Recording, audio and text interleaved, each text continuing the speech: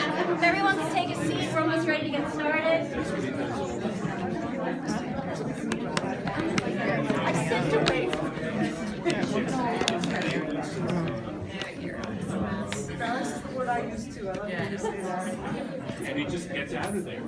Welcome, everybody. This is such a great turnout for tonight. Thank you all for coming. Yes. I hope everyone had a nice Thanksgiving. I spent mine with my family, thankful for my mother's home cooking, and my spirited nieces and nephew, who actually went home with Sarah and I that night and had our first and probably last annual Thanksgiving sleepover.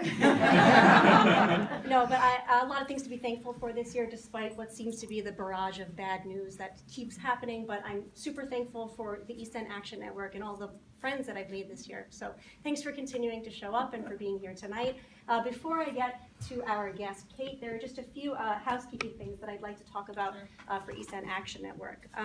The first is that on February 1st, we've planned a fundraiser on behalf of all of the grassroots groups in Congressional District 1. So we're going to be inviting all of you to a bowling, pizza, and beer party at All-Star Bowling Alley. What we're hoping is that everybody will come and put in a team with fun names and fun t-shirts, and we can raise a bunch of money to donate on behalf of the grassroots groups in Congressional District 1. We've already put the deposit on the lanes, the date is booked. The last thing we need to do is decide where the money's going. Our leadership group did the due diligence of narrowing it down to two organizations, a national one and a local one, Maureen's Haven and One America Appeal. Sharon has, right there, she has dittos to hand out. If you could just read about both of those organizations and we could take a little tally and see where the money's going, that would be great. Then we can start with the Evite and start getting the word out there.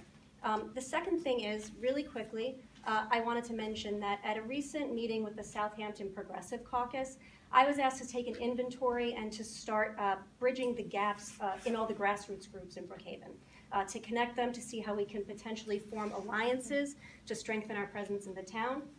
It's no secret that in order to win next year, we need to have a stronger presence in Brookhaven. So this project is going to be bigger than our leadership group alone. We need a good 5 to 6 operatives, that's our second tier of membership, to sign on to this project. So if you're interested in doing that, just approach me after. I could tell you a little bit more about the initiative and we can take the first steps forward. And now, our guest tonight is Suffolk County legislator and Democratic candidate for Congress, Kate Browning. She is the first in a long line of candidates for Lee Zeldin's congressional seat to sit down with the EEAN Action Network, and I hope after tonight she won't be the last. Legislator Browning was elected to office in November of 2005 and re-elected in 2007. Before taking office, she worked as a bus driver in the William Floyd School District. Born and raised in Belfast, Northern Ireland during the Troubles, Legislator Browning left at 19 and went to Germany, where she met her husband, Steve, who was serving in the United States military. In 1989, they settled in Shirley, where they raised their 3 boys. Legislator Browning was a longtime member of the Working Families Party before recently becoming a Democrat this past May. She defines herself as a working mother and an activist, and we're so happy to have her here tonight. Please welcome Legislator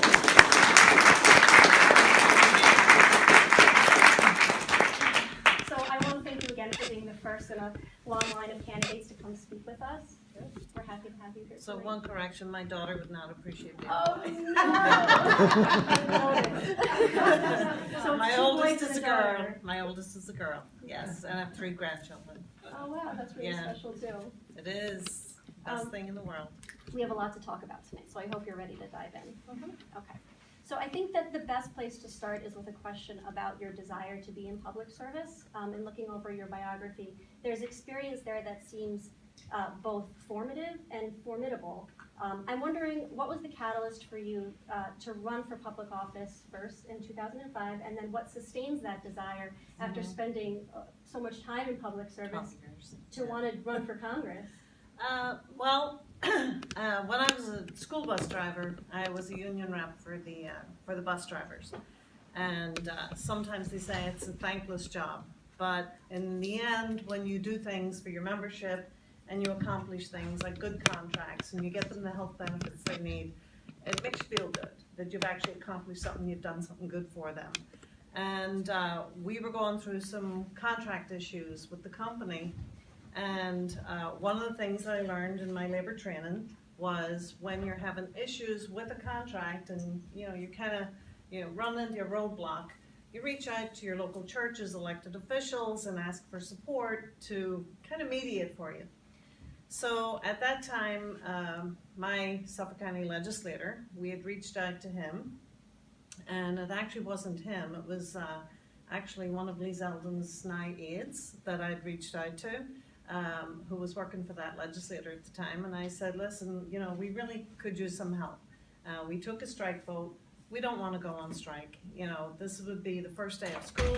Nobody wants to go on strike. Single moms, a lot of older women who were self-supporting, and our concern was a number of these older women were going to wind up out of a job if we were to agree to what the company offered. So with that, we went to the legislator, and a day or two later, went back to him and said, well, what's your answer? Can you help us? And he said, well, no, he doesn't want to get involved because it might hurt his re-election.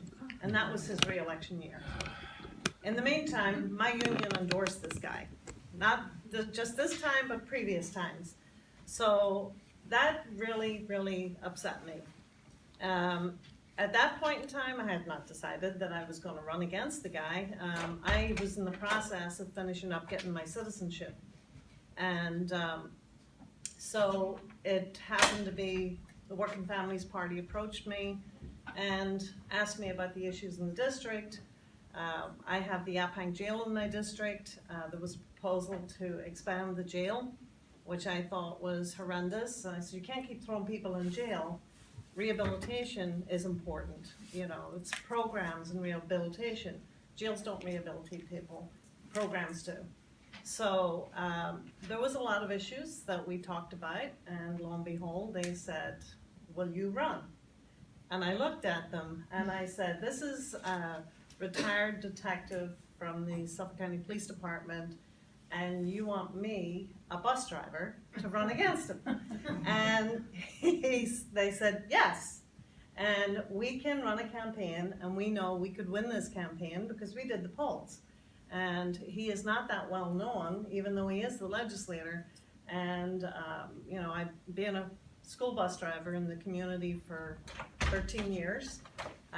Probably knew most of the kids and their parents. I taught religion at the church, and so I knew a lot of the kids from church and their parents. So they said, look, let us run your campaign. We can win this. So lo and behold, I win. And granted, my opponent did say, oh, well, she's just a bus driver. And he took a vacation over the summer, and so it was awesome. We just went around and we had a pretty stealth campaign. I knocked on over 4,000 doors. I made 3,000 phone calls, and it was just feet on the street, making the phone calls, making the connections, and that's how we won our campaign. And I was number 6 on the list of the 6 candidates for the Suffolk County Legislature, and I came in with the highest number of votes. Wow. I won with 57%. And I think a lot of it's attributed to the fact that I work hard. And I know that, and I put my faith in my campaign manager and my campaign, and said, I will be the candidate, you run my campaign. And they worked me to death. It was 7 days a week. There was no time off, and I won. So now that I've been 12 years at the legislature, it's a very diverse community that I represent now. It's actually a very Republican district. I think I'm the first woman on the Democrat line to win in the 3rd Legislative District. It is still very Republican. It is very Trump. But I still have people will say to me, and they have been saying to me even now, since I said I'm not, I'm term limited, I can't run again, and they've said, if you run for Congress, they don't like their congressman. If you ran for Congress, I'd vote for you. And so those messages started coming from people.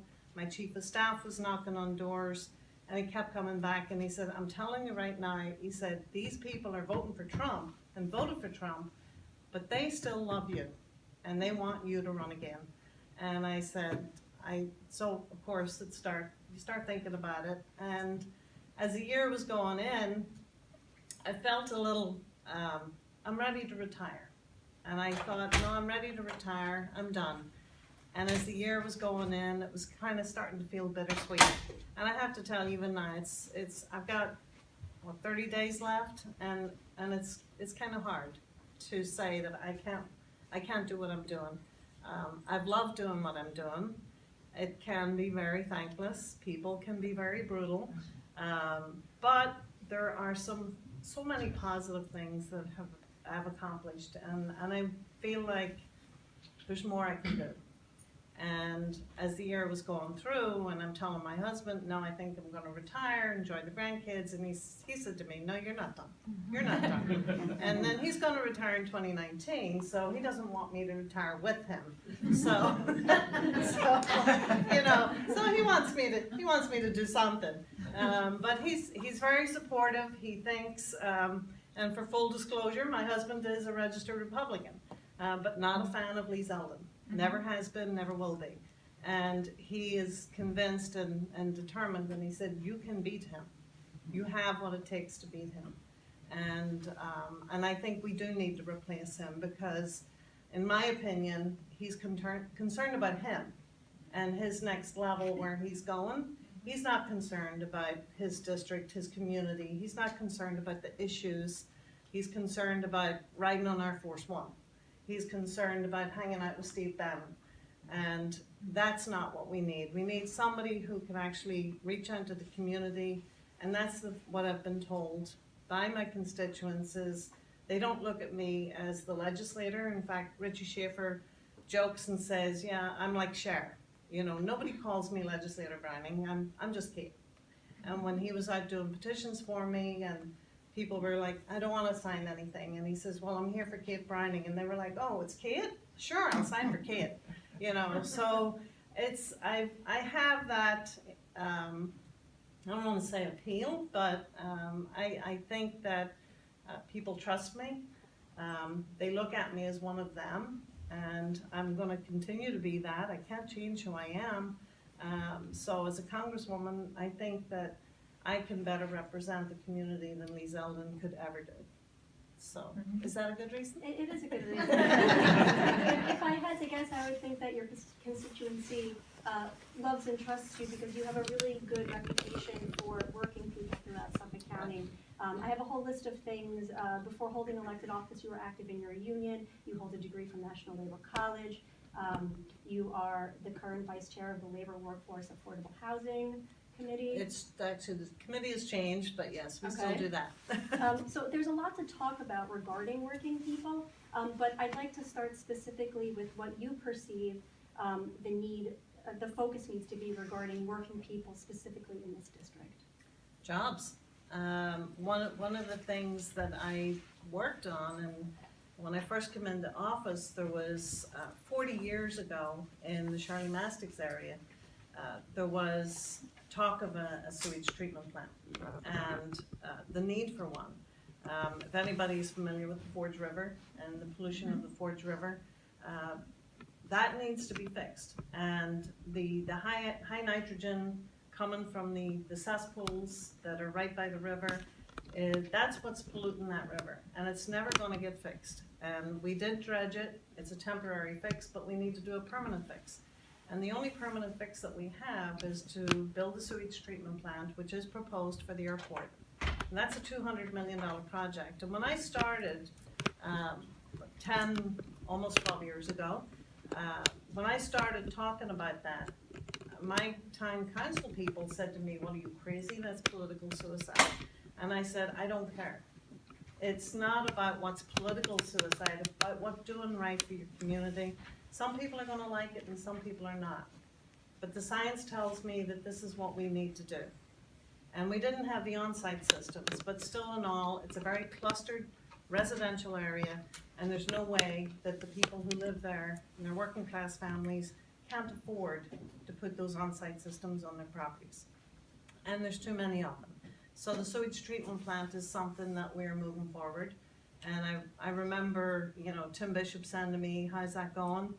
Because when the ARA money came in with President Obama, he asked me about that, how's it going? Can I get you some money? And I said, well, we're not shovel ready yet. And so I said, that was my goal, to make sure that before I walk out of office, that we're in a shovel ready position.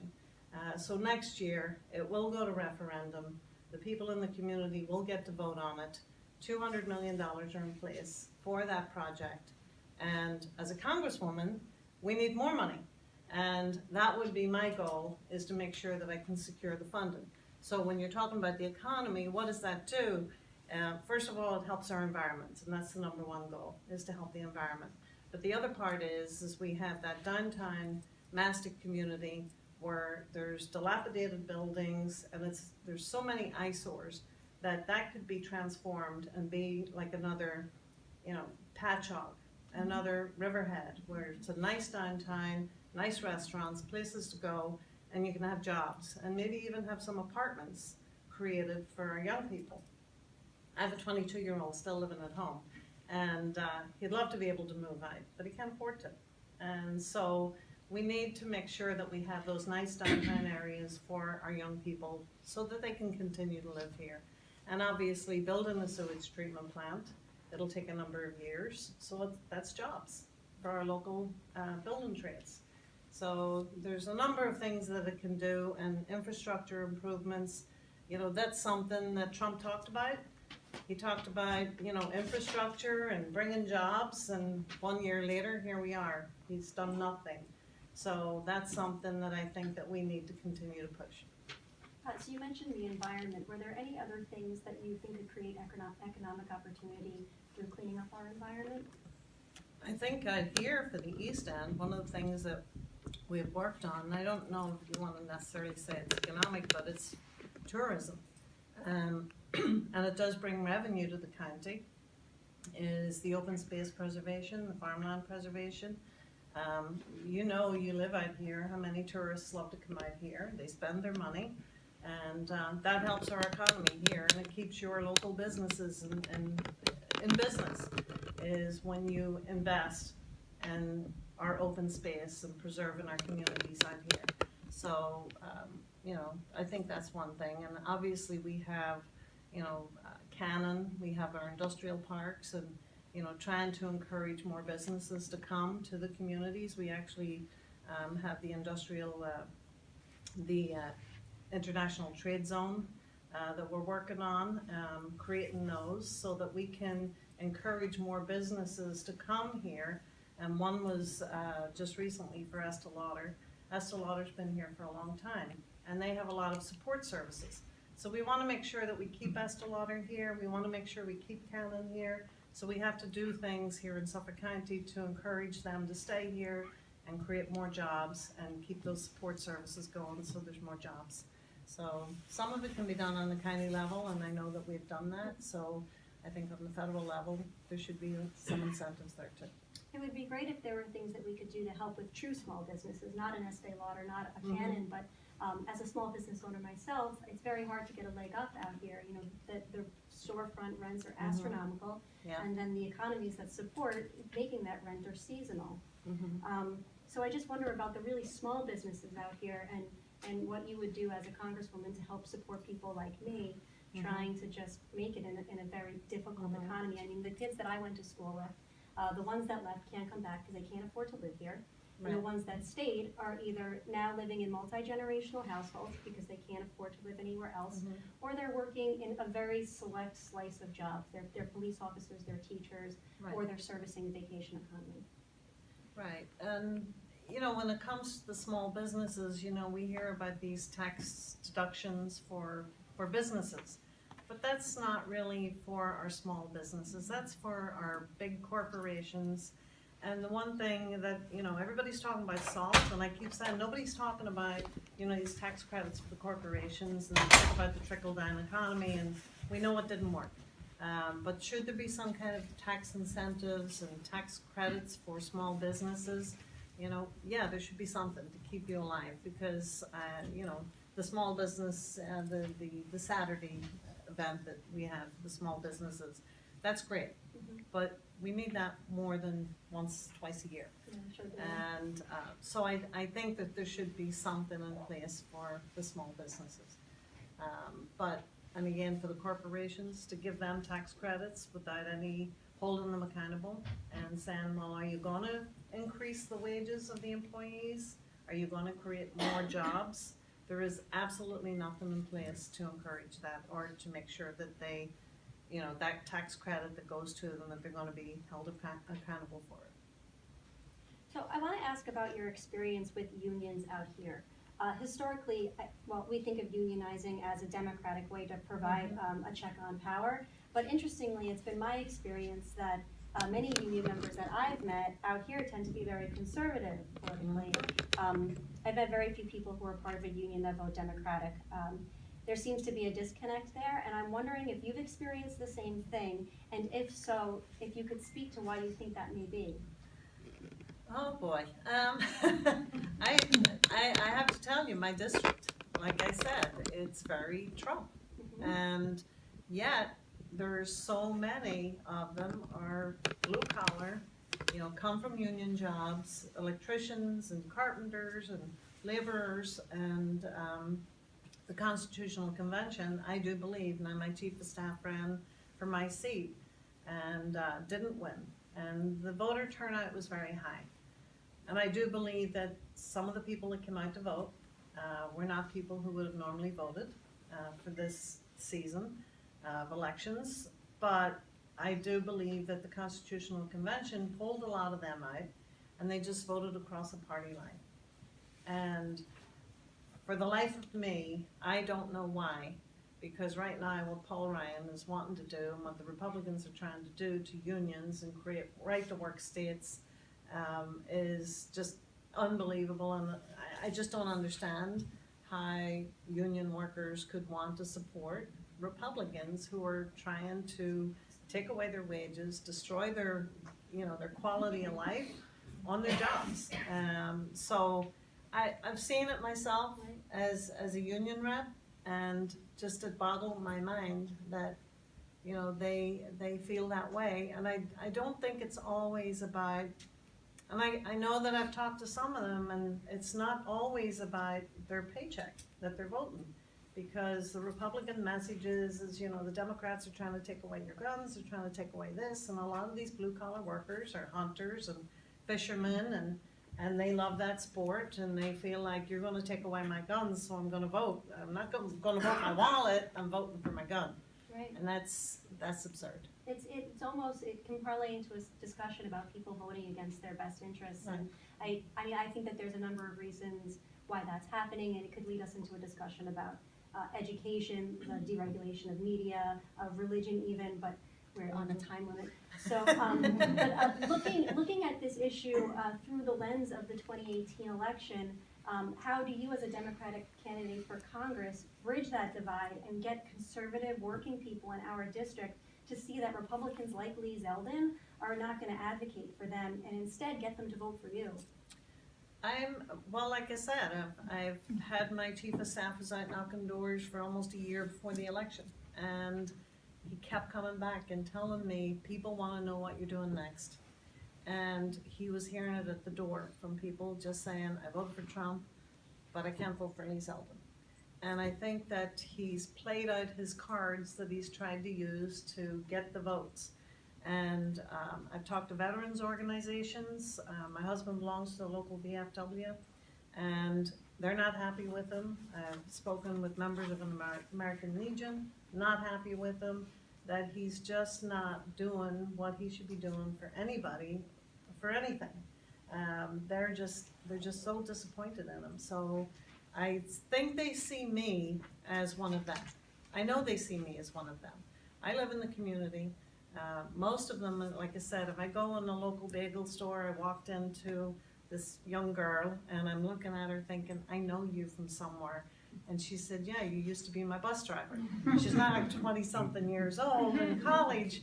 And so, you know, it's when I have those kinds of experiences and when I I talked to people, and when I was out knocking on doors and people were saying, you were one of the best bus drivers my kids ever had, and I trust you, you know? And so I think it's just that I've been able to connect with people, and when I tell them, when they call me and ask for something, I never promise anything. I never make a promise, I'm gonna do X, Y, and Z for you. You can't do that. In fact, there was one lady come up to me at a grocery store, and she says, so what are you gonna do for us as our legislator? And I looked at her. She was very angry. And I said to her, well, what do you want me to do for you? And she kind of stepped back. And ever since then, she's worked on my campaign every single year. And I had one lady who supported one of my opponents. In fact, one of my opponents had an issue on her block. And a problem home on her block, drug activity, whatever. And I did everything I could to help her like I would help any other constituent. And while she'll never support me because she's part of the Republican regime, but she knows that I will do what I have to do. And this other lady who was supporting one of my opponents, she had a similar problem. And ever since then, she said to me, you know, I'm really sorry. I supported your opponent. And she said, after what you did to help me, she says, I didn't think that you would go as far as you did to help me. And I said, look, you're my constituent. It doesn't matter. It's water under a bridge. And so I think my constituent services is what's going to help me when it comes time for the next election. Yeah, I think what you're saying goes a long way. And I think that, you know, some people believe that we have to start to get away from this Republican versus Democrat, liberal versus conservative, and start talking more about working people versus a Right. ruling class. Right. Do you think that there's something to that? It's some people call it progressive populism. I hate labels. I hate labeling anything. I think we're all just people. We're all just human beings. And, you know, I have parts of my district that are much wealthier. I have Belport Village, Brookhaven Hamlet, much wealthier. And then I have North Belport, a very low income black community. And it doesn't matter who they are. I think it doesn't matter who anybody is. It's like the people in Brookhaven, Hamlet, and Belport have their quality of life issues. And I know what their quality of life issues, and I know what matters to them. And I have to respond to their issues as much as I have to respond to the crime and the drugs and the gang members in North Belport. So you just have to treat everybody like human beings. And I don't like the labels. I don't like calling anything by any name. It's just, you are who you are, you are who you are, and I will do for you whatever you need. And like I said, I never make promises, and when people ask me, I'll say, I will do the best I can. And I've always, in my office, I've always said to them, no is not an answer. If someone calls and it's a time issue, I don't say, you know, they don't say, call the time. They'll say, okay, did you call the time? And if they say, well, no, I didn't, and they'll say, well, would you like us to take care of it, or do you want that number? And more often than not, they'll say, we'd like you to do that for us. And, you know, sometimes people will call and ask for help for something, and I've had federal, state, time issues, and county issues, and it doesn't matter what the issue is. No is not an answer. If they're calling you to get help, you have to advocate for them. That's your job. And when I go back to say, no, I couldn't help you, I'm able to tell them, I did this, this, this, and this, and I still got enough. And so that's what's important, is to make sure that you do everything you can to help them. And you know, you never turn down anybody for what they need. And again, I always say to them, I will do the best. I will never make promises I can't keep. And going back to what you said about the labels, I think a lot of the times it's to, pit one person against the other, which is very much a political strategy of this administration. Well, Lee Zeldin says it a lot. That's right. He goes Republican, Democrat, liberal, conservative, and I'm like, okay, here he goes again. Stop. Do you have any observations or feelings about the effect, speaking to this, thus far of the Trump presidency? And if you were elected next year, would you be a vocal opponent of this president? I will be a vocal opponent of this president when he does things wrong. and especially right now, what's going on with the sexual assault. And this is a fact that this is a man who was accused before he became a president. And everybody seems to have forgotten and said nothing. So, Matt Lauer today got fired. Yet we still have a president who thinks it's okay to grope women, and he's still there. And so it disturbs me that this is a man who, on audio, admitted to sexually assaulting women, got elected, and is now advocating for a man in Alabama who has sexually assaulted people. It angers me to no end that this guy could possibly get elected, and now he's tweeting on other people that, Trump is tweeting about other people and their behavior and their sexual assault activities. I'm sorry, this is not a man who should be said. So I would be very vocal on that issue. If he did something right, certainly, the county executive that we have right now is a Democrat. I am well known to be very vocal, and if he does something wrong, I'm going to say it. If he does something right, I'll say that too. But I haven't yet found too much that this president has done that's right. But the sexual assault part right now really disturbs me. So how do you intend to navigate the divisive political antics of Congress and be an effective representative to our district? I think one of the things that I've done as a legislator is we did have, a Democrat majority, and everybody has a difference of opinion. So even amongst our Democrat caucus, you don't always get the support from your own caucus on issues. So sometimes you have to cross the aisle. Sometimes you have to do that. And, if you want to get things done in your district, sometimes you have to do that. And, they may be looking for something from you, but I've always said that, I never sell my soul. If I don't believe, if they came to me and said, I need you to support me on this, and I really don't think it's something I can support or would support, I'm not going to do that. But there is going to be something down the road that I could support for somebody from the other side of the aisle. But I think you have to work together. And we have done it at the Suffolk County Legislature. You can come to some kind of common ground, but the way things are going right now with this president, it's just becoming more and more divisive. Yeah, purposeful divisive, it seems like very hard I think we need to change the mix so we can make it work better. So let's talk about the election next year.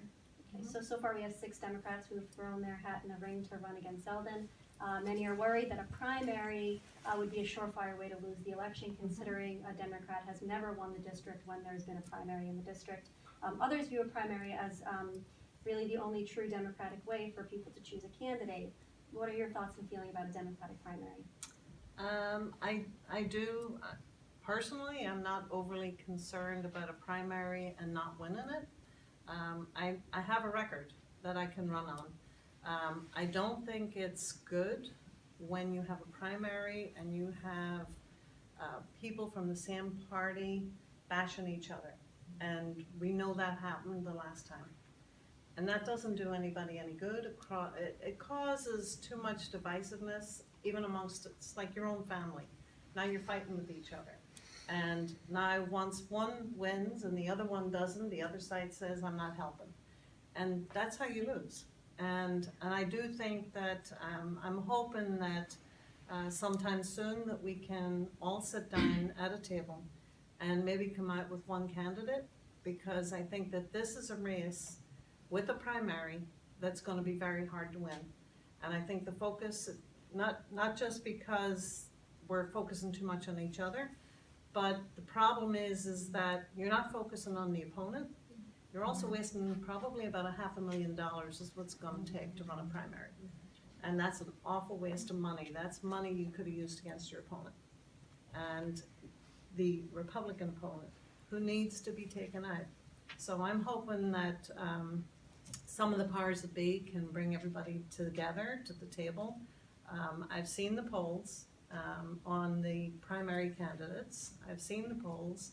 And I know that in the poll, and that's one of the reasons why I decided to stay in, was because that poll came out that I was on the top of the list to win.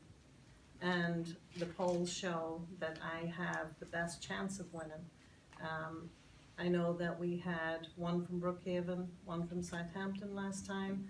62% of the vote is Brookhaven.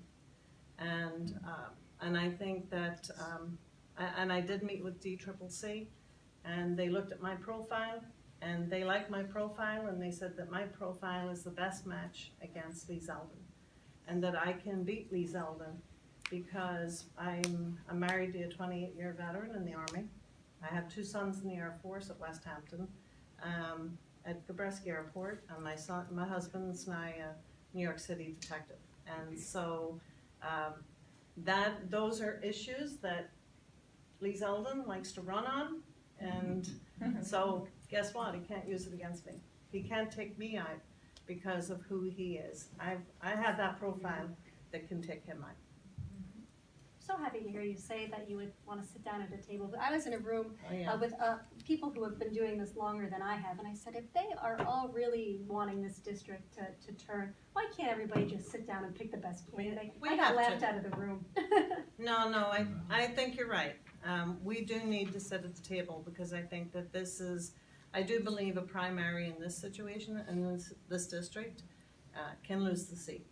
And so I think everybody needs to put their egos aside, look at what the polls are saying, and again, I always, and I said, I know that because of the polls and what the polls have said, and that's why I've decided to stay in it. But I could walk away tomorrow, but I know for a fact, and I can guarantee you, that if I walk away, we lose the seat. We will lose the seat if I walk away. So let's talk about your overall election strategy, if you don't mind, as we move forward into 2018. What are the issues that you're going to focus on? How did you come to choose those issues? And what, if any, did the role of your constituency play in crafting your platform? Well, we've only been started about 3 weeks. Keith's in the back of the room. Keith is going to manage my campaign. We have just got our website up, and I know I'm hearing from people about, well, I don't see the issues on your website. That's common. It's common. And I do want to make sure that my record as a Suffolk County legislator is also posted there, so people know what I've done in the past. And, there's things that I've done as a county legislator that, throughout the years, when we talk about, well, this needs to be done, and like the sewer project, and it needs more federal money. And as a congresswoman, now I could work on that. So the issues, I do, Keith and I have talked about it, and I have many different groups of people who want to help. I have my neighbor who owns an auto body shop. I have small business owners, and maybe you're going to help me out on that. But I do have small business owners in my district who are very supportive of me. And I said, I want to be able to sit down with them, so I need those focus groups to sit down with each of them and say, what are the issues that can help you? And again, it's not what I can do for you, it's what do you want me to do for you? And that's the problem, is too many candidates come and say, this is what I'm going to do. Well, stop making promises you can't keep.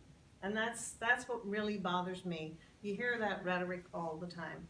And so I do want to work on having focus groups. I have a number of veterans who have issues, and they have their concerns that I want the focus groups with them. So we've talked about having the various groups that we want to sit with, talk with them, and formulate what do we need to do, and how do I move my campaign forward to address the issues of the people in my district. Nice, honest response. Thank you. Thank you. So 2017 has seen a swelling grassroots activism across the country, and here in District 1, the Democratic establishment has welcomed and partnered with these groups in some areas, and has been lukewarm at best in others in their response. As a self-defined activist, what has your relationship been with these grassroots groups in the past, since the election, and if at all, how do you hope to partner with us to run your campaign? I have started talking to some of the groups and the Democratic clubs. And what's been very difficult is representing the 3rd Legislative District. When they say it's a part-time job, it never has been a part-time job. And so right now, even though I've only got 1 month left, I still have to represent my district. And it's very hard because I have to attend to my district issues, and then sometimes I know that there was one group was meeting and it was a conflict with another event that I was scheduled for. And so I do believe that these new groups that have formed, keep it going. But what we need to make sure is that the groups understand that, you know, the way to win elections is feet on the street. You can't win an election with no money, and that's horrible to say. Fundraising is so important, and you know, if people can give $20, that's great. It's as important as the person who can give $2,000 because you're invested in it. And so meeting with all the groups, I think, is important. I think it's great that they are up and running and people have now gotten engaged. Thank you, Mr. Trump, because he's the one that created these groups. Right. And I think that we need to stick together. And I know that there are different groups, and I think we all need to stick together as a family and work together. And not everybody agrees on all the issues, so you put away your differences and try to work together and try to just say, okay, we can agree to disagree on this issue, but we all need to work together for one common goal, and that is to win the congressional seat. Does that answer the question? It does, thank you. Okay. I know our group has a lot of questions for you, but before we move it to them, I would like to ask you a few questions that might feel personal, but I believe that we need to have answers for them in order to really pick a candidate. So, as a member of the United States Congress, you'll not only be asked to vote on issues that affect us here in District 1, but also our country as a whole, broader issues that have wide-ranging consequences. First, I'd like to know how your faith as a Catholic influences your views on abortion, as well as marriage equality and the civil rights of LGBTQ Americans. Okay, I can start with the abortion issue.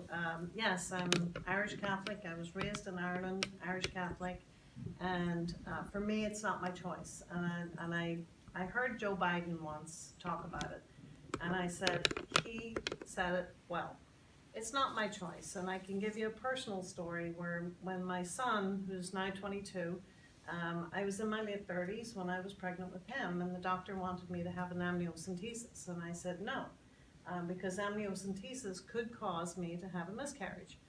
And he said, but if there's something wrong with the baby, then you can make that decision and have an abortion. And I said, no, I'm not having an abortion. It's my choice. I keep what I get, what God gives me. I represent some low-income communities. I am pro-choice. There is a separation of church and state, and it needs to stay that way, unlike what Trump wants to do. But, you know, that's something that I think it's everybody's personal choice. And growing up in Ireland, there was a few years ago an Indian couple with a young child, and she died because she could not have an abortion. And I said that's because Irish law says you can. That was absolutely horrible what happened to that family, because now here was a woman, if she had had that abortion, she would be still alive today and raising her 4-year-old child. And now her husband was left to raise their child. So I have low-income communities. I know of, there's an organization, works in Suffolk County, deals with pregnancy, with our young people, and I know that there's as many pregnancies in the William Floyd School District as in some of the more influential communities. And why is there less births in that more influential community? Is because they can afford abortions. But some of those people say, well, they don't agree with abortion. So, well then, how come there's less births? So, if you're going to say no more abortions, then you better put the money behind those babies, because they may be born to single parents who have no money, or be born with severe disabilities that we need to be responsible for and make sure that they're taken care of for. I hope I don't go too long, but yes, I'm pro-choice. How about marriage equality? Marriage equality, I have a gay nephew. So I think everybody in their life has someone who's gay. And as far as I'm concerned, everybody's entitled to be happy. And gay marriage, I have no issue. So both your husband and your two sons have served in the United States military. Mhm. Anybody else I don't know of? No, but I my got the husband's daughters. family is very military. And is it your one son or both sons who served a few tours in Afghanistan? One son, my youngest one is not quite a year, So almost a year. I want to first thank them for their service Thank and your you. sacrifice as a military family. But I also want to give you the opportunity to speak to the experience of being the matriarch of a military family, to tell us what that means to you, and to ask specifically in what ways that experience has shaped your views on the role of the United States in the rest of the world. Wow, that's a long question. What a lot of what's going on right now, it worries me what's going on in North Korea, because I feel like Trump is he's poking the bear.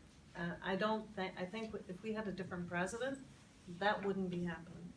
And having two kids in the military, that's one of my biggest fears, is do we need to go to war at times? Possibly. In this situation, I'm concerned that somebody is poking somebody into getting us into a war. And I think as a mother and a wife of someone who's been in the military, it's not the end result. I grew up in a war zone.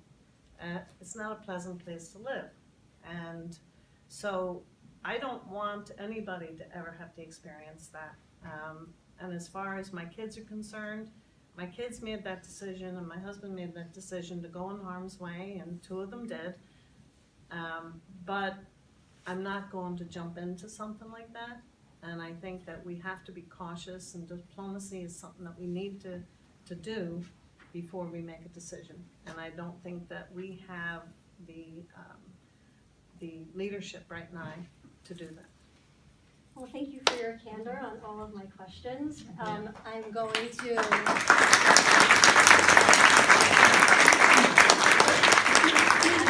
throw the questions out to the group. I know we have a lot to talk about the environment, healthcare, the opioid epidemic. There's a lot of questions out here. Oh, yeah. So, right here. Hi, it's really a pleasure to listen to you. I was looking forward to seeing you. And I appreciate your acknowledging your Catholic background and the fact that you're pro-choice regardless of what side. Mm-hmm. What I was a little disappointed in was when I went to the town hall meeting for Lee, he swam around the issue of funding support for Planned Parenthood and places that would provide a lot of health care for women, reproductive health care as well as other health care. When it comes to voting, if you were to be voted into Congress, when it comes to voting, how do you feel where would you lie as far as funding the places that were up and running before they were all cut this year? I think women's reproductive has to be, simple things like birth control. You know, you don't want abortion, well then make sure you have birth control and you have education. So if you're going to take funding away from the places that are doing that, well then that's a shame. Then you're just leading yourself down a really bad path. So yeah, we need to make sure that we keep funding in place, especially for people who can't afford it, because that's the people who are generally taking advantage of it. So if it came about again, would you feel that you would be in a position to help put money back where it was just taken out this year? I definitely would, yes. In the back? Talking about fundraising and everything, I know how important it is, and we all know that Zeldin has deep pockets with the Mercers. Do we have any comparable? Seriously, we need some deep pockets. $20 a person is good, but do you have things you can tap into? And also another question about Lee Zeldin. I'm not sure where he lives now, but since he grew up in Shirley, I think he's moved away. You've stayed. Do you find that that's a huge plus with people when you talk to them, that he feels too good, you know, for this area? I hear that he's not actually living where he says he is, but that could be wrong. I don't know. I live in Shirley. He lives about 1.5 miles from me. I know where he lives. His 2 kids do still go to the William Floyd School District. I know that. So I've heard those rumors. But that's for whoever wants to prove it. But yeah, he seems to be very enamored by power and money, and that's what I'm seeing from him. And he's lost touch. He has lost touch. But what was the other thing you were talking about? Fundraising? Do we have? I mean, yeah, there are wealthy Democrats who are supporting Democrat candidates. I do not expect to need to raise as much money as he will. But I do need to raise enough money to get my message out and to make sure that I reach the voters. And I feel like I'm looking more that way. But I do need to raise a significant amount of money to get my message out to the voters so that they know who I am, the parts of the district where they don't know me. And it was funny, I was at an event up in Kings Park talking about being Irish Catholic, because my friend's a parish priest in St. Joseph's in Kings Park, and he's being honoured as the Irish Man of the Year for the St. Patrick's Day Parade. And I have to tell you, I walked in and I was a little surprised how many people actually knew who I was and were excited that I was running. And that's a very conservative, and again, most of the people that were there were Irish Catholics, but then again, they said, no, we'll support our own. They want to support their own. And but it was kind of surprising to walk in there. So there are donors, there are people. Maybe we don't have the Mercers, but we have other good people. Okay. Sima in the back. In that context, a lot of our wealthy donors are on the East End, our wealthy Democrats. And you're not really well known out there. Have you a strategy for covering the 5 East End towns, of getting to who we're certainly not the size of the town of Brookhaven, even all combined together, but nevertheless, they're active voters. Well, it's about making connections, and while you think that maybe some people do know who I am, because of the fact that I've been a legislator, and I've spoken with Tim Bishop. Tim Bishop is supporting me, he's helping me, and he is, obviously a lot of his donors, I'll be reaching out to his donors and certainly getting support from him. So, and there's a lot of them on the North Shore and Brookhaven too. So, it's the donors are, they're donors who want to support Democrat candidates. And a lot of them, when I say that I'm running against them, if they know who I am, they know me as a legislator, and they know I'm running against Lee Zeldin, they've been excited about it. Well, I guess I didn't make my question clear. I didn't mean just for donors, but I meant just simply reaching out into these communities, many of whom don't know who you are, in terms of the voters, and even in terms of some of the politicians. Well, that's where I'm going to be dependent on my colleagues at the legislature who are supporting me. And again, that's where you raise money and get your message out. That's part of it, is making sure that people get that information about you, who you are, and again, scheduling coming out to the East End and talking to everybody. I mean, God forbid, whoever is the Democratic candidate to run against Lee Zeldin loses next year, and if it were you, would you come back in 2020 and run again? it might be hard. Would you be a one and done, or would you be like? No, I don't think one and done. But that's, if you're going to run for office, you can't run thinking you're going to lose. So I'm going to run knowing I'm going to win. That's the first thing I have to do, is say, I'm going to win this. And I know I can win this with the right support. But if I lost, that would be hard. And I think it would be harder to beat him if we lost this election. because now he's too powerful, he's too strong. He did it to Bishop. Right. It was just a He didn't really give bad up. year. It was a Yeah. really bad year. And yeah, we'd have to see what the climate's like. But I think the climate is good right now to take them out. One step at a time, right? You right here in the back. Kate, I want to ask you about unions. It seems that they're male predominated. Do you have Not the any? one I was in. But you know, it seems that every time Zeldin has talked to unions, it's been mostly the male Mhm. unions. And I'm wondering what can be done to get more women in. I mean, we're 50% of the population. And I'm just infuriated that we've been completely ignored on every level. Local, congressional, senatorial, I mean, on every level, we're not supporting and encouraging jobs for women. Basically, this administration is telling us we should be barefoot and pregnant. And I feel that the unions have taken a very strong role in fighting for male jobs, and women have been left out.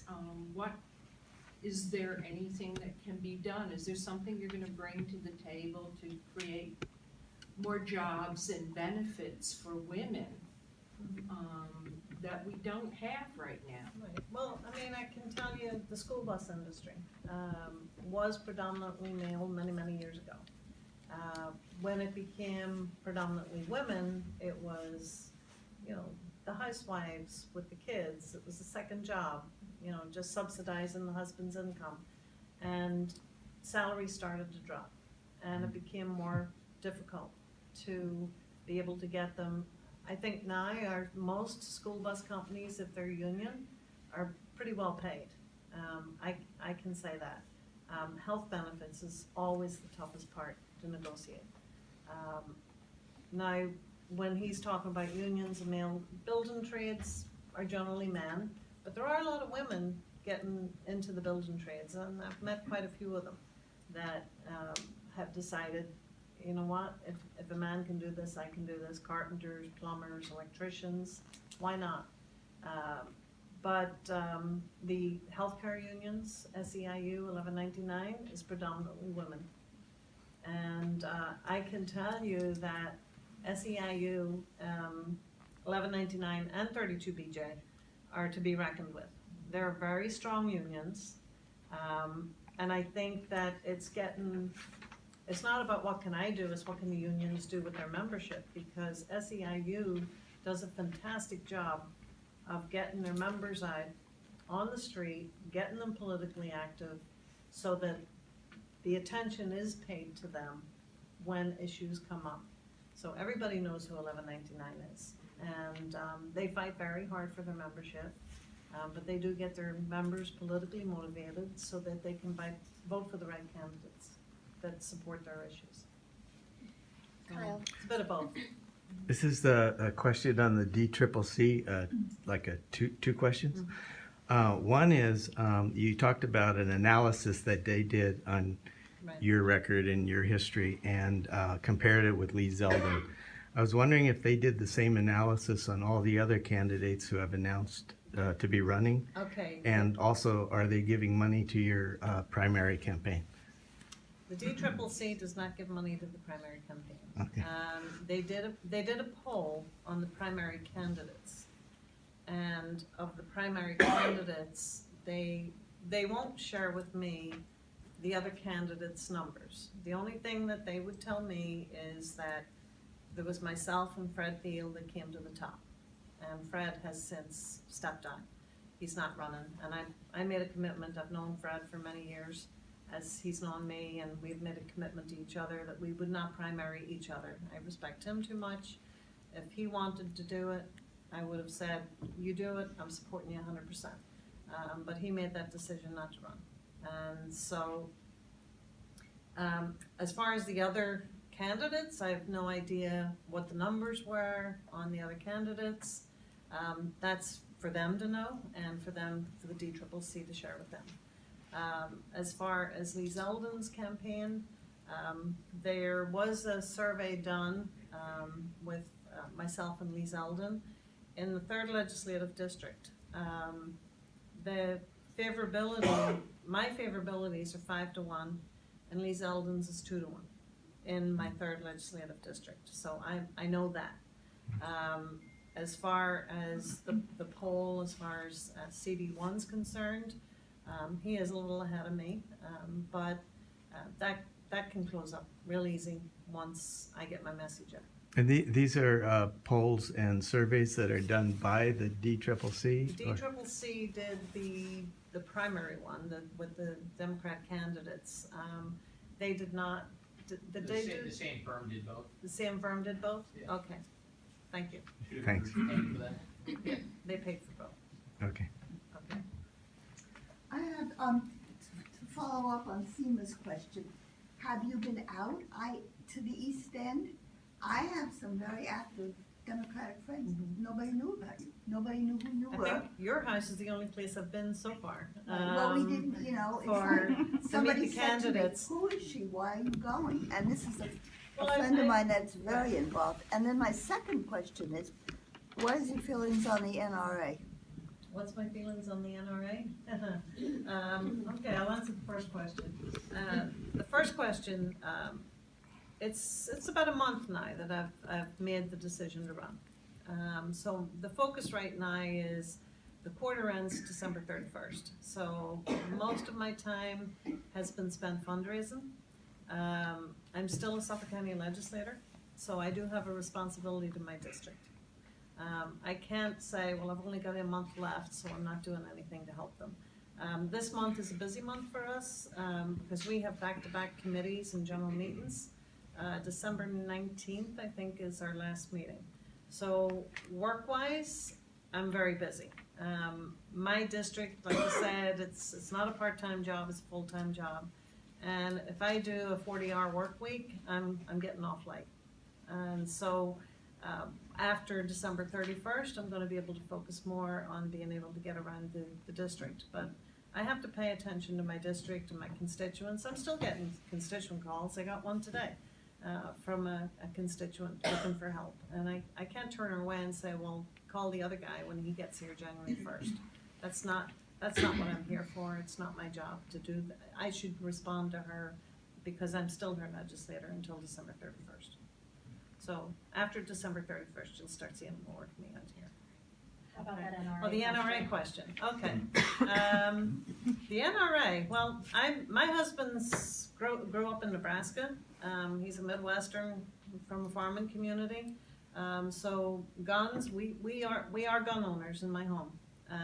My husband's a police officer and having a military law enforcement family. You know, we have guns.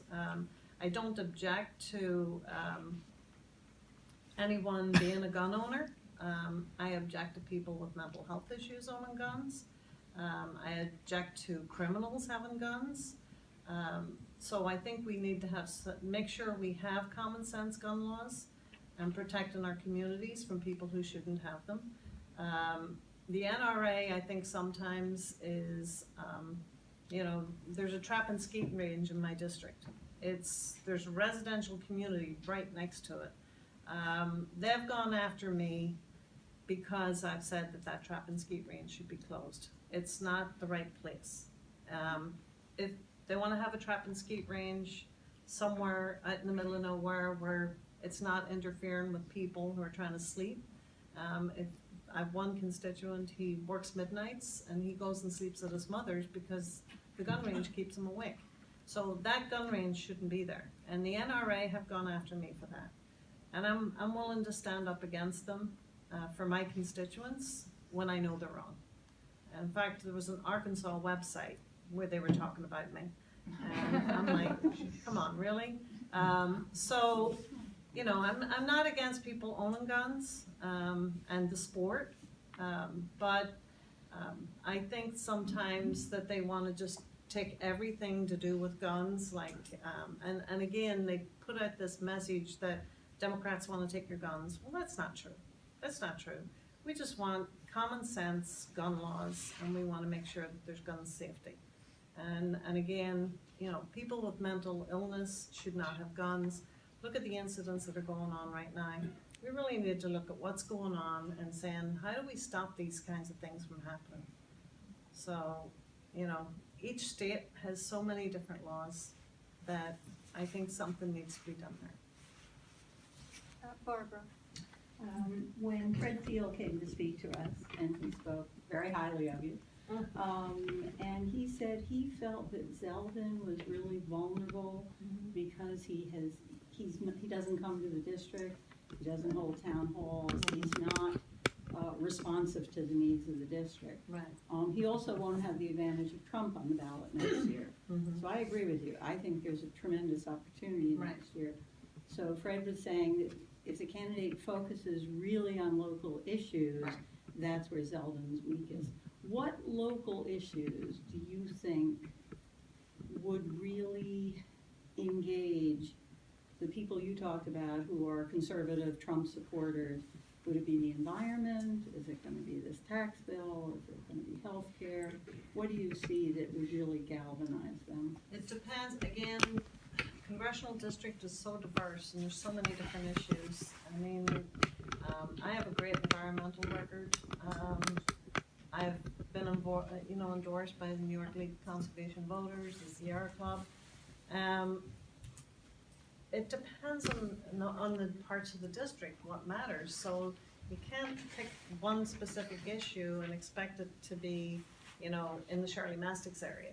You know, the issues on the east end of Long Island are very different from the west of here. So I think, you know, what the issues are for them, you have to listen to them. And again, I'm gonna tell you again, I'm not coming to tell you what I'm gonna do for you. It's, you have to tell me what I need to do for you and for your part of the district, because it is so diverse. So there is no blanket issue for the entire district.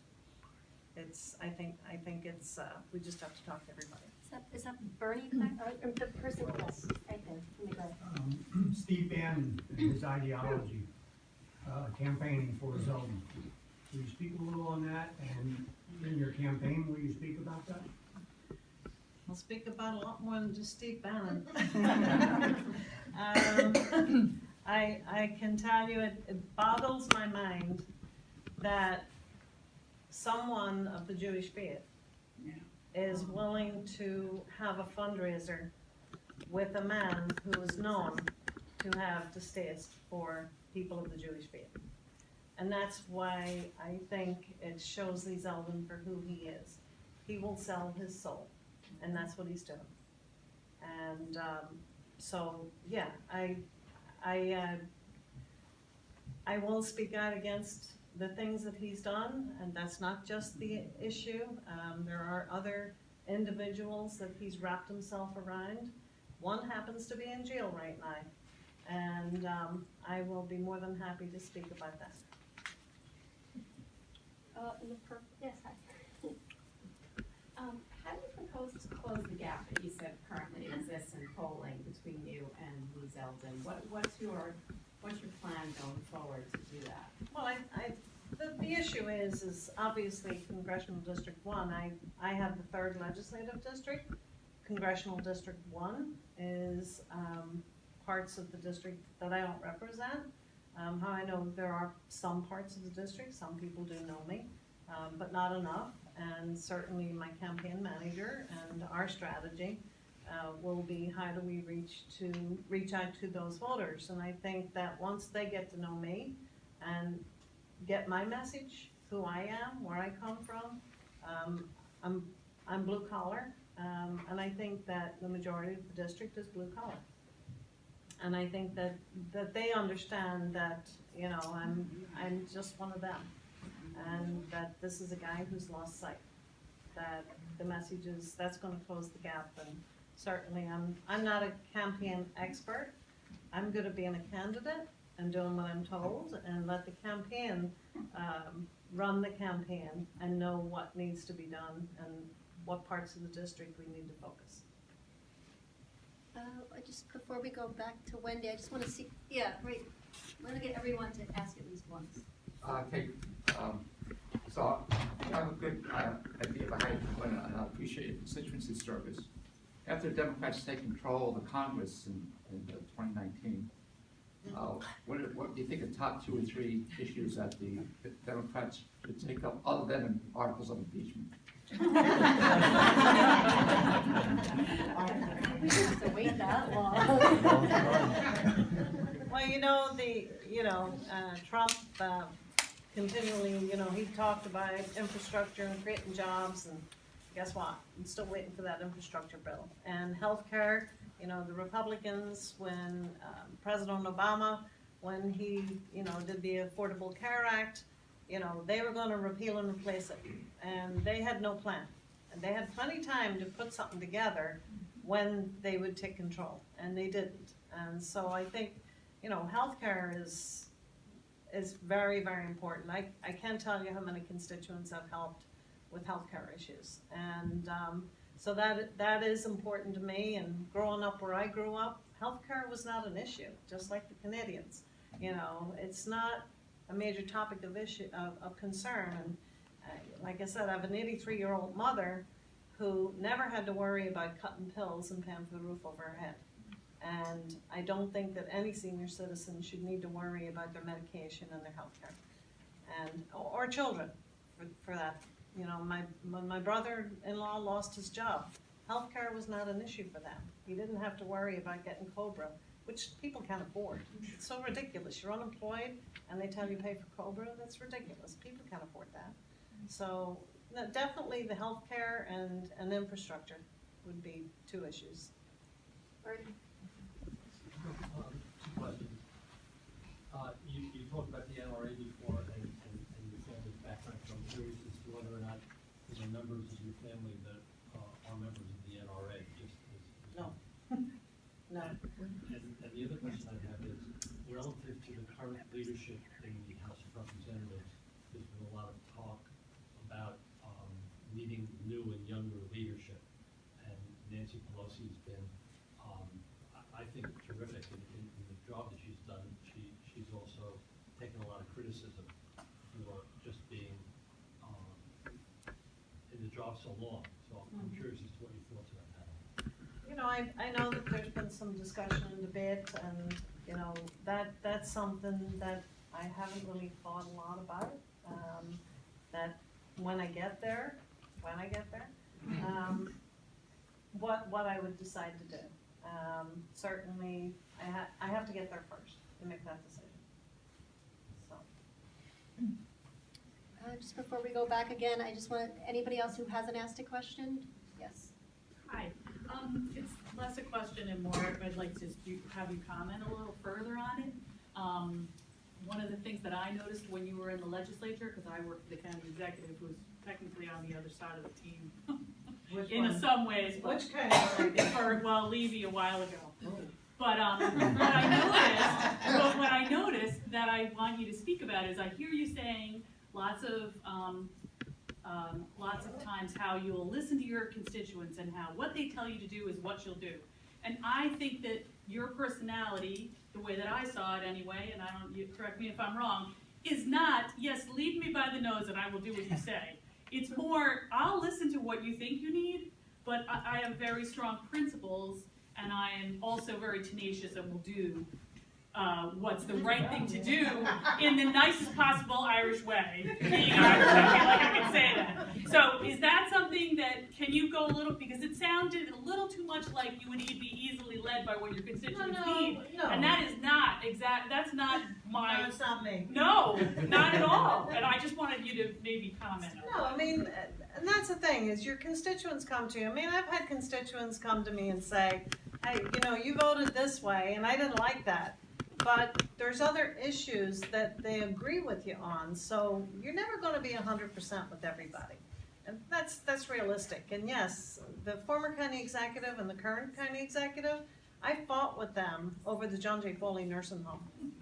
And great job with that. That's what I need to speak about. They were so, yeah, I mean, this was a nursing home. I don't know if anybody knows about John J. Foley. Don't get me on a tirade on that one. Yeah. But the John J. Foley nursing home was the county-run nursing home. And the average age was 45. And people think because it was a nursing home, they were all older people. No, they're not. They were people, we jokingly, the employees used to say sometimes, yeah, they're the land of misfits. They were people who nobody wanted. There were people with traumatic brain injury, there was people with dementia, with bipolar, with schizophrenia. There were some seniors, but people who had drug problems, who, you know, had accidents, and you know, there was so many sad stories. There was one guy, he came out of the Riverhead jail and wound up in the John J. Foley nursing home, and he was HIV. We had 12 HIV beds at the John J. Foley nursing home. How many are there today? None, not one. Because John J. Foley was the only place that would take the HIV. And one time we were, I was at the nursing home, and I would go visit all the time, and it's in Yaphank, it was in my district. And there was one lady I met in the elevator, and she said, you know, you start talking, and she said, yeah, my brother just got here. He's a veteran. And I said, really? And why did he not go to the veterans nursing home? And he was young. And she said, well, he's HIV. And they wouldn't take him. And I said, well, that's a disgrace. And so that nursing home, if it was run right, and that was the problem, is there was no will to run it, other than see it as sell it for the big bucks, to fill a budget hole. If it was run right, and I can tell you that the people that were in there, the employees were willing to, you know, have their contracts renegotiated to save money. There was so many things that everybody was willing to do, and there was an opportunity to get it in the black, but the political will was not there by the two county executives to save it and to help those people.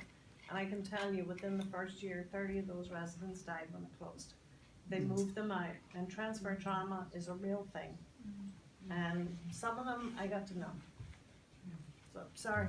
No, I just wanted to say that, just to follow up quickly, I was so impressed with you because you stuck to the issue, you stuck to your guns, you followed up on the contract, you really kept it, you were so impressive, and I really think you could stand up to anybody. I will. Anywhere in Congress and the White House. Are you okay for a few I'm more? okay. Okay, Cindy. And when you talked about getting known by people in the larger district, not just the legislature one that you know, you talked about your background in blue collar and stuff like that. But that's not the only, I mean, that might be the majority of this district, but it's not the only thing. And how would you approach trying to connect with people, you know, like me, who work at Brookhaven Lab, or what, not that old? Actually, I had a conversation today with somebody about Brookhaven Lab and concerns about the lab. And while the lab's not quite in my district, it's right on my district. And I have a lot of constituents. In fact, the former mayor of Belport Village is a Brookhaven Lab employee. And it is, I have a friend, a good friend of mine from Mastic Beach, and he works at Brookhaven Lab. So I do know a lot of people who work there. We do need to save Brookhaven Lab, to save those jobs. I think it would be a disaster if anything more happened to it. But again, you have to reach out to them. Yeah. When you're saying about the blue collar, yeah, I mean, every day. The district I represent right now, the 3rd legislative district, is very diverse. We have some of the wealthiest people, and I have very wealthy celebrities living in my district. I don't want to say Charlie Rose is living there, but he does. I do have some of the wealthiest, and you know what? I fit in just as well with them as I do with the blue collar families. So I know how to talk to them all. Okay. Eileen, Kyle, then Sima, and then that lady in the back, and then we'll call it a night. Eileen, go ahead. Okay, it's just quick, yes or no. One of Zeldin's bills is the CCR, the concealed carry reciprocity. Would you vote for that or against it? I don't know enough about it, but from what I see of it, being married to a police officer, I know that law enforcement is not crazy about it, especially when you work in New York City. That would be frightening, and so I would have some serious concerns about it. And you said that Tim Bishop is supporting you. Does that mean that he's endorsing you? Do you have his endorsement? Did we get that endorsement yet? No, we'll see. So- Don't give away any secrets. I have asked him for an endorsement, and he's been very helpful. So what do you mean when you say he's supporting you? He's been very supportive in helping me out with contacting people. Kyle? Yeah. Oh, you were talking about these large corporations, Estee Lauder, and then you just mentioned the lab, and we have to do whatever we can do to make sure they stay here and don't leave here. But what are those things that you're talking about that we need to do to keep them here? And you said that there's no guarantees that they're either going to, come through with what we're hoping we'll get by doing these, whatever these things are that you in think. Suffolk County, we have the IDA, which gives them some tax incentives to stay. And, I think a lot of things have to be explored. I don't have definitive answers right now, but we need to make sure that we keep the businesses. But if we're giving them tax incentives, you can't just flat out give them a tax incentive or tax credits and not hold them accountable to it. You're giving them those credits so that they can create good paying jobs and also increase the number of employees. So, there's a lot of the things that you have to look at. Have they gotten away with not living up to their end of the bargain before? No, I No? believe Estee Lauder is still good, yes. Okay, Sima, and then the woman in the back. There was another lady back there. Kate, we'll take her. I just wanted to ask you, I have developed my own concept that the reason Lee Zeldin is making some of the incredibly stupid decisions he's making is that he's not making them, that all he really has become is a yes man. He simply does what he's told. I think you're right. There was one time that when he was a senator, and I was a little shocked at a phone call he took and how he responded to the person at the other end of the phone, and I thought, oh my God, he is controlled. I don't believe he's really thinking for himself. He's lost sight of what he's supposed to be doing, and I don't want to blame his youth, because he's not that young. Maybe his lack of He's old enough and Let's not sling mud just yet. In the back there. Hi, Kate. Delighted, first of all, that you're running. Good to see you again. Good to see you, yes. You spoke earlier about when someone asked about how you're going to formulate issues and creating focus groups. Can you give a bit more about how they will come about and how people from the various parts of the district can begin to participate? It's been said that perhaps on the East End you're not as well known. I know on the North Fork you're not as well known as perhaps you are back in, further west in the district there. But how will these focus groups work, and how can individuals who may be interested in participating in them be asked to participate? I do have a website, Facebook, email, and I do encourage, for small business owners, that's something we want to create, is having those focus groups with the small business owners, with veterans organizations. I've talked to people from the fire service. I chair public safety right now, and there are issues for the fire services right now with our infrastructure improvements on our communication system. So those are issues that I know that it needs to be addressed on the federal level, and so those are some of the issues. So I'd certainly encourage senior citizens to reach out, because I'm not yet a senior citizen. I'm not too far away, but I think that understanding better about the Medicare issues, and asking you what the issues are with Medicare, what works, what doesn't work, because if we're gonna come up with a healthcare plan, we have to come up with a plan that's gonna work for everybody. So, so I think the focus groups, certainly anybody can reach out and say that they wanna participate or they wanna get involved. I think that's something that, I encourage you to do. I think we had a few other rumblings, but I would encourage you maybe to stay after and talk to people one-on-one. But before we call the night to an end, is there anything that you'd like to say to us that perhaps we haven't asked of you yet? Oh, Lord, I don't know. I think a lot of, again, there's, the Facebook is up finally, the email is up, the website, we're working on getting stuff on there. But I just think it's important that, whether there's a primary or not, and your candidate doesn't win, support whoever the candidate is against Lee. Because this year is next year. Next year is the year to win. If we don't win it, I really don't believe that we can win it after this. So. You could tell everybody to come to my house on December 8th. Oh, so yes, on December Everybody? 8th, Eileen Duffy is going to be hosting all of the congressional candidates. I'm sure you can find more information on Facebook, but this is Eileen Duffy. And she can tell you all about it. It's an open house, it's a party, so it's a potluck. It's not a candidate shootout. No, I know where you are. everybody,